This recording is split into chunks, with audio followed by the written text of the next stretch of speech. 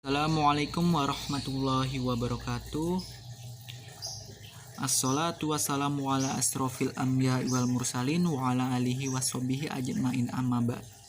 Puji syukur kehadirat Allah Subhanahu wa taala yang telah memberikan kita rahmat serta hidayahnya sehingga kita dapat melakukan pembelajaran untuk mata kuliah ilmu tafsir.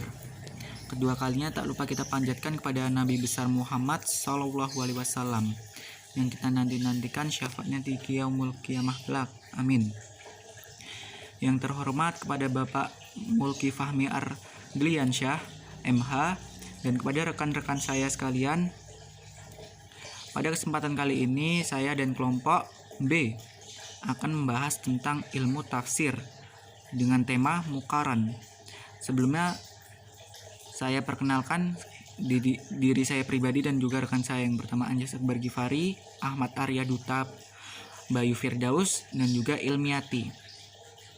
Langsung saja kepada pengertian tafsir muqaron. Tafsir merupakan bentuk masdar dari fasara yang mengandung arti menerangkan, sedangkan muqaron adalah bentuk masdar dari qarona. Tafsir muqaron berarti menerangkan dengan cara membandingkannya. Tafsir muqaron atau terkadang disebut dengan muqarin adalah tafsir komparasi, yakni penafsiran atas kelompok ayat Al-Quran yang berbicara dalam suatu masalah dengan cara menggunakan atau dengan metode perbandingan antara ayat dengan ayat atau ayat dengan hadis, baik dari segi isi maupun redaksi, atau antara pendapat-pendapat para ulama tafsir dengan menonjolkan segi-segi perbedaan tertentu dari objek yang diperbandingkan. Jadi yang dimaksud dengan metode muqarin ini ialah metode yang berusaha membandingkan teks nas ayat-ayat Al-Quran yang memiliki kesamaan atau kemirikan redaksi yang berbeda dari suatu kasus yang sama. Misalnya tafsir tentang sikap orang tua terhadap anak yang membandingkan redaksi maupun isi antara surah An-An'am ayat 151 dan surat Al-Isra ayat 31. Lalu pengertian lebih sistematis diungkapkan oleh M. Quraisy Shihab. Dalam pandangannya, al-tafsir al-muqaran adalah tafsir yang menggunakan cara perbandingan atau komparasi, membandingkan teks ayat-ayat Al-Quran yang memiliki persamaan atau kemiripan redaksi dalam dua kasus atau lebih, dan atau memiliki redaksi yang berbeda bagi satu kasus yang sama, membandingkan ayat Al-Quran dengan hadis yang pada lahirnya terlihat bertentangan, membandingkan berbagai ulama tafsir dalam menafsirkan Al-Quran. Adapun ruang lingkup tafsir muqaron. Ruang lingkup tafsir muqaron, metode al-tafsir al-muqaron ini dapat diklasifikasikan menjadi 3 bagian, yaitu perbandingan ayat dengan ayat. Di dalam Al-Quran terdapat beragam ayat yang memiliki kemiripan redaksi atau lafal yang tersebar di berbagai surah. Kemiripan tersebut dapat terjadi dalam berbagai bentuk yang menyebabkan adanya nuansa makna tertentu. Adapun beberapa langkah yang harus ditempuh dalam mengadakan komparasi antar ayat yang berbeda redaksi adalah sebagai berikut. Yang pertama, menginventarisasi ayat-ayat Al-Quran yang memiliki redaksi berbeda dalam kasus yang sama atau redaksi yang sama dalam kasus yang berbeda. Kedua, mengelompokkan ayat-ayat tersebut berdasarkan persamaan dan perbedaan redaksinya. Ketiga, meneliti setiap kelompok ayat tersebut dan menghubungkannya dengan kasus yang membicarakan ayat bersangkutan.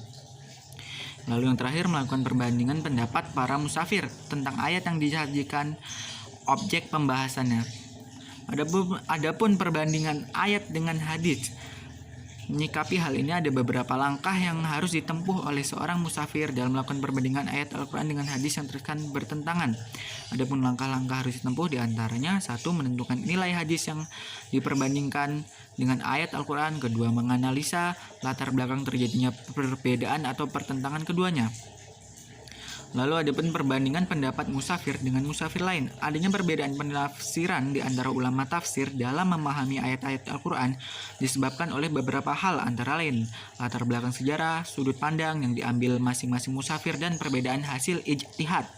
M. Quraisy Shihab menyebut beberapa hal yang perlu diperhatikan dalam membandingkan berbagai pendapat ulama tafsir menyangkut ayat-ayat Al-Quran. Adapun beberapa hal yang perlu diperhatikan adalah: 1. Kondisi sosial politik masyarakat ketika Al-Quran ditafsirkan. Kedua, kecenderungan dan latar belakang pendidikan musafir. Ketiga, pemikiran yang dikemukakannya merupakan pendapat pribadi, pengembangan pendapat musafir, atau hanya pengulangan. Selanjutnya melakukan analisa untuk melakukan penilaian atas pendapat tersebut, baik dengan cara menguatkan atau melemahkan pendapat para musafir yang diperbandingkan. Adapun urgensi dan manfaat tafsir muqaran. Seorang mufasir dapat menggali hikmah yang terkandung di balik variasi redaksi ayat, atau dengan kata lain yang lebih tepat, menguras kandungan pengertian ayat yang barangkali terlewatkan metode lain, sehingga manusia semakin sadar bahwa komposisi ayat itu tidak ada yang dibuat secara sembarang, apalagi untuk mengatakan bertentangan. Pada sisi lain, dapat juga mendemonstrasikan kecanggihan Al-Quran dari segi redaksional. Fenomena ini mendorong para mufasir untuk mengadakan penelitian dan penghayatan terhadap ayat-ayat yang secara redaksional memiliki kesamaan.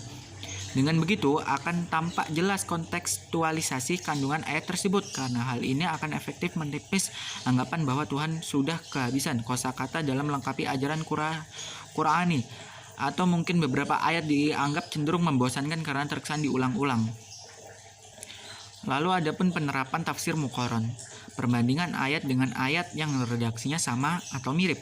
Aspek pertama yang akan dikaji adalah perbandingan antara ayat dengan ayat. Untuk mencapai maksud itu ada 4 langkah yang harus diterapkan oleh mufasir, yaitu pertama, mengidentifikasi dan menghimpun redaksi yang mirip. Kedua, membandingkan redaksi yang mirip. Ketiga, menganalisa perbedaan yang terkandung dalam redaksi yang mirip. Keempat, membandingkan pendapat para mufasir tentang ayat yang beredaksi mirip itu. Perbandingan antara ayat-ayat yang beredaksi sama atau mirip dalam membahas masalah yang berbeda. Quran surat Al-An ayat 102 dan Quran surat Al-Minayah 62. Pada ayat pertama Al-An'am 102, kalimat ya ilaha illallahu didahulukan dari kalimat taliku kulli syai'in. Sedangkan pada ayat kedua Al-Mu'min berarti sebaliknya. Menurut Khatib Al-Isya, variasi tersebut mempunyai makna bahwa surat Al-An'am 102 menentang orang-orang yang menyekutukan Allah. Maka pada tempatnya Allah menegaskan dengan kalimat la ilaha illallah huwa. Setelah itu baru kalimat khaliqu kulli syai'in. Adapun dalam surat Al-Mu'minun 62 kandungannya ayat menekankan tentang penciptaan manusia. Maka pada tempatnya nyalah apabila Allah mengatakan sifatnya yang khaliqul lisyai'in, baru kemudian kalimat ya ilaha illallah huwa. Kelebihan dan kekurangan tafsir muqaran. Kelebihan metode tafsir muqaran membuka pintu untuk selalu bersikap toleran terhadap pendapat orang lain. Tafsir dengan metode muqaran ini amat berguna bagi mereka yang ingin mengetahui berbagai pendapat tentang suatu ayat. Dengan menggunakan metode muqaran ini, maka mufasir didorong untuk mengkaji berbagai ayat dan hadis-hadis serta pendapat para mufasir yang lain. Adapun kekurangan tafsir muqaran, penafsiran yang menggunakan metode ini tidak dapat diberikan kepada para pemula. Metode muqaran kurang dapat diandalkan untuk menjawab permasalahan sosial yang tumbuh di tengah masyarakat. Hal ini disebabkan metode ini lebih mengutamakan perbandingan daripada pemecahan masalah. Metode muqaran terkesan lebih banyak menelusuri penafsiran-penafsiran yang pernah diberikan oleh ulama daripada mengemukakan penafsiran-penafsiran baru. Sebenarnya kesan supaya itu tak perlu timbul bila mufasirnya kreatif. Jadi kesimpulan yang dapat diambil adalah tafsir muqaran atau terkadang disebut dengan muqarin adalah tafsir komparasi, yakni penafsiran atas kelompok ayat Al-Quran yang berbicara dalam suatu masalah dengan cara menggunakan atau dengan metode perbandingan antara ayat dengan ayat atau ayat dengan hadis, baik dari segi isi maupun redaksi, atau antara pendapat-pendapat para ulama tafsir dengan menonjolkan segi-segi perbedaan tertentu dari objek yang diperbandingkan. Mungkin sampai di sini penjelasan dari kelompok kami dan saya mewakili. Kurang dan lebihnya saya mohon maaf. Kritik dan saran sangatlah membantu untuk keberhasilan materi dari kami.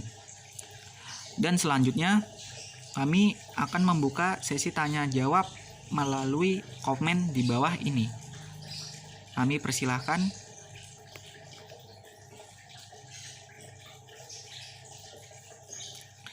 Dan mungkin hanya itu saja yang dapat kami sampaikan.